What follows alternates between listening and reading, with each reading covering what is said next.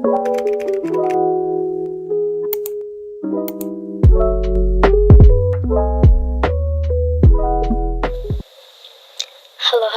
teman-teman semua, kembali lagi di channel saya Rizka Dania pada video apresiasi prosa fiksi yang ketiga. Nah, pada kali ini Rizka akan menganalisis menggunakan unsur intrinsik pada sebuah cerpen.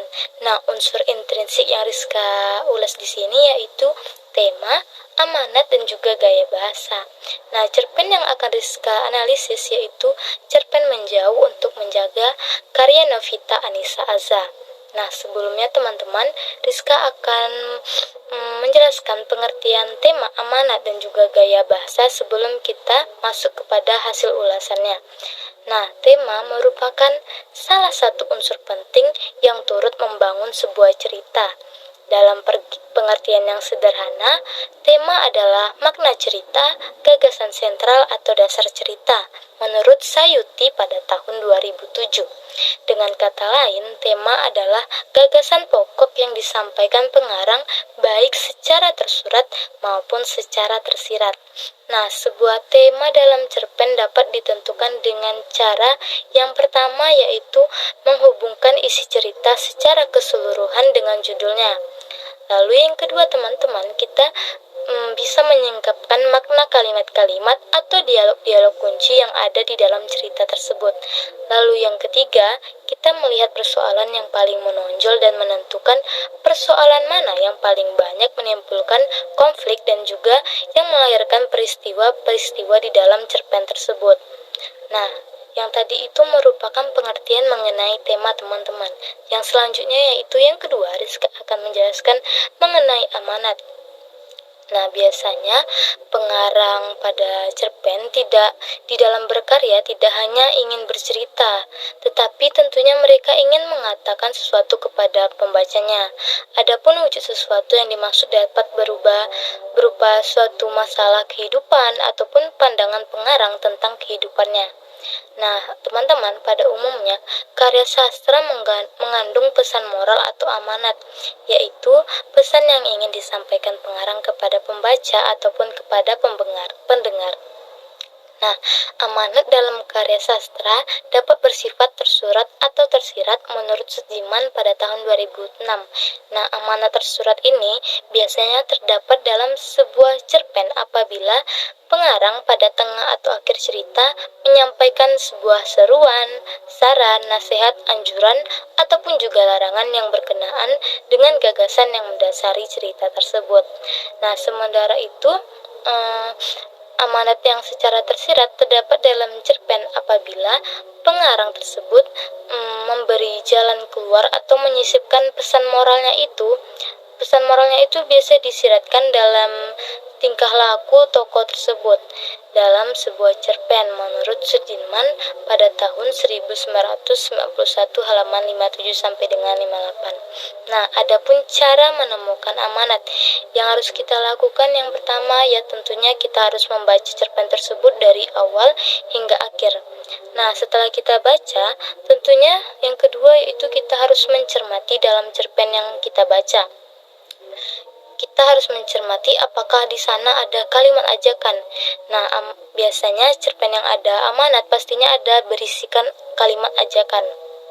Lalu setelah membaca cerpen, kita harus mengamati beberapa kalimat yang terkandung di dalamnya. Amanat tersebut bisa berisi tentang pesan moral misalnya. Nah, selanjutnya Rizka akan menjelaskan mengenai gaya bahasa. Nah, gaya bahasa ini mampu mengungkapkan imajinasi dan pengalaman dari pengarang yang dapat mengunggah rasa keindahan berbahasa. Sehubungan dengan hal tersebut, Ernie berpendapat pada tahun 2018, ia mengungkapkan bahwa gaya bahasa dapat mengekspresikan pengalaman batin dan juga memproyeksikan kepribadiannya, sehingga karya sastra yang ditulis memiliki ciri-ciri yang personal. Setiap pengarang pastinya memiliki karakteristik dalam penggunaan gaya bahasanya, sehingga karya sastra memiliki gaya penyampaian yang berbeda-beda. Nah, teman-teman, gaya bahasa biasanya dapat menghidupkan kalimat dan menimbulkan reaksi tertentu kepada pembaca. Oleh karena itu, karya sastra tidak akan lengkap apabila di dalamnya tidak memiliki penggunaan gaya bahasa. Pendapat yang lain yaitu menurut Pradopo mengemukakan bahwa gaya bahasa merupakan cara bertutur secara tertentu untuk mendapat efek tertentu. Efek tertentunya itu yaitu efek estetik ataupun efek kepuitisan. Lalu teman-teman, penggunaan gaya bahasa yang bervariasi akan menghindari adanya monoton pada sebuah cerita. Selain itu, isi dari sebuah karya sastra yang dibungkus dengan gaya bahasa tentunya akan semakin indah dan juga tidak membosankan bagi para pembacanya. Lalu, gaya bahasa dan juga kosakata biasanya mempunyai hubungan yang erat teman-teman. Karena karena semakin kaya kosakata seseorang, maka semakin beragam pula gaya bahasa yang dipakai dalam menulis karya sastra. Nah, dalam gaya bahasa ini terbagi menjadi 4 jenis. Yang pertama yaitu gaya bahasa pertentangan, yang kedua yaitu gaya bahasa perbandingan, yang ketiga yaitu gaya bahasa sindiran, yang terakhir yaitu gaya bahasa penegasan. Nah, kita ada pun cara-cara menentukan gaya bahasa pada cerpen. Yang pertama, sama dengan yang tadi, kita harus membaca cerpen tersebut dari awal hingga akhir, dan kita harus membaca setiap paragraf ke paragraf dengan secara seksama. Nah, setelah kita baca, yang kedua yaitu kita harus mencari kata atau bahasa yang aneh. Jika di dalam paragraf ditemukan kata atau kalimat yang aneh atau mungkin asing gitu di telinga kita, maka kita bisa catat atau garis bawahi. Nah, kata-kata aneh itu nantinya bisa kita cari tahu di buku rujukan.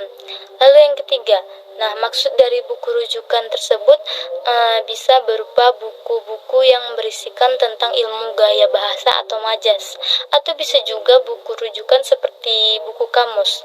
Lalu yang keempat, harus menguasai macam dan juga ciri gaya bahasa. Nah, poin keempat ini merupakan kunci di mana kita bisa menemukan gaya bahasa. Di mana di poin keempat kita harus menguasai apa aja sih macam-macam gaya bahasa. Tetapi dengan mengetahui macam-macam gaya bahasa tentunya kurang cukup kan. Tentunya kita juga harus mengetahui bagaimana ciri-ciri masing-masing dari macam-macam gaya bahasa tersebut. Tentunya masing-masing macam-macam gaya bahasa memiliki ciri-ciri yang berbeda-beda, di mana beda pola penulisan, beda cara penulisannya juga. Baiklah, itu tadi penjelasan mengenai gaya bahasa. Selanjutnya yaitu hasil ulasan unsur intrinsik cerpen Menjauh untuk Menjaga karya Novita Anissa Azza. Yang pertama hasil ulasannya yaitu tema. Rizka akan menjelaskan ulang secara singkat apa sih tema itu kan. Tema itu biasanya disajikan secara tersirat sehingga tidak bisa diketahui hanya dengan pembacaan sekilas.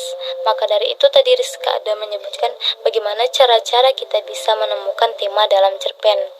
Nah, lalu sebuah tema dalam karya sastra akan terikat erat dengan amanat yang ingin disampaikan penulis kepada pembacanya. Nah, tema yang ada pada cerpen karya Kakak Anissa ini yang berjudul Menjauh untuk Menjaga, temanya adalah memendam perasaan cinta. Nah, di sini ada sebuah tokoh yang bernama Candice memendam perasaan cintanya kepada Jason. Nah, karena Jason mencintai temannya yang bernama Arum. Adapun kutipan pada cerpen tersebut yang menunjukkan bahwa tokoh tersebut menyimpan rasa kepada Jason, yaitu lama-lama perasaan ini pun muncul. Ya, aku menyukai Jason tanpa kusadari ternyata Arum pun menyukai Jason. Lalu yang kedua teman-teman, hasil ulasannya yaitu yang amanat. Amanat pada cerpen Menjauh untuk Menjaga karya Novita Anaza ini yaitu dia memberitahukan kita bahwa jangan terlalu berharap kepada manusia dalam segi perasaan. Itu khususnya menurut kakak Anissa ini, karena timbulnya rasa kecewa itu dari berharap yang berlebihan. Adapun salah satu kutipan pada cerpennya, yaitu, tak lama kemudian aku sakit saat mengetahui Jason berpacaran dengan anak sekolah lain. Pada saat itulah aku memendam rapat-rapat perasaanku. Aku tidak ingin memikirkan itu semua.